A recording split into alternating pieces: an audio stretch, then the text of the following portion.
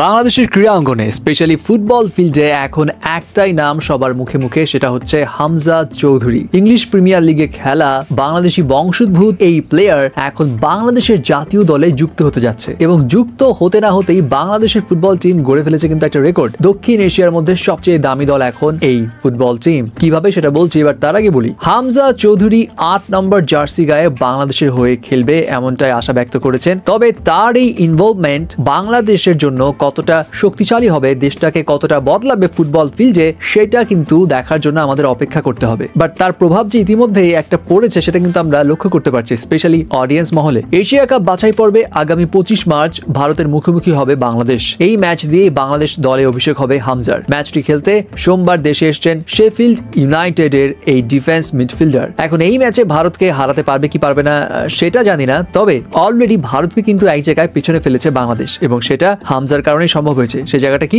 বর্তমানে দক্ষিণ এশিয়ার সবচেয়ে দামি দল হয়েছে বাংলাদেশ। এতদিনে সবচেয়ে দামি দল ছিল সাফের বর্তমান চ্যাম্পিয়ন ভারত। ইন্টারন্যাশনাল ফুটবলের দল বদল বিষয়ক ওয়েবসাইট ট্রান্সফার মার্কেটের তথ্য অনুযায়ী ভারত স্কোয়াডের মূল্য বর্তমানে 5.88 মিলিয়ন ইউরো। বাংলাদেশের স্কোয়াডের মূল্য ছিল 4.09 মিলিয়ন ইউরো। বাট হামজা নাম লেখানোর পর বাংলাদেশ স্কোয়াডের মূল্য দাঁড়িয়েছে 8.59 মিলিয়ন ইউরো, অর্থাৎ বাংলাদেশি টাকায় প্রায় 133 কোটি 73 লাখ টাকা। হামজার একারই বাজার দর 4.50 মিলিয়ন ইউরো। এই কারণেই বাংলাদেশ স্কোয়াডের মূল্য দ্বিগুণ বেশি বেড়েছে। যাই হোক, তবে ইংলিশ প্রিমিয়ার লিগে খেলা এই প্লেয়ার নিজের দেশের টানে বাংলাদেশের হয়ে খেলতে এসছে, এই বিষয়টা সবাই অ্যাপ্রিশিয়েট করছে এবং অনেকেই মনে করছে আসলেই রিয়েল প্লেয়াররা টাকার জন্যই কেবলমাত্র খেলে না, দেশপ্রেমেরও একটা বিষয় থাকে।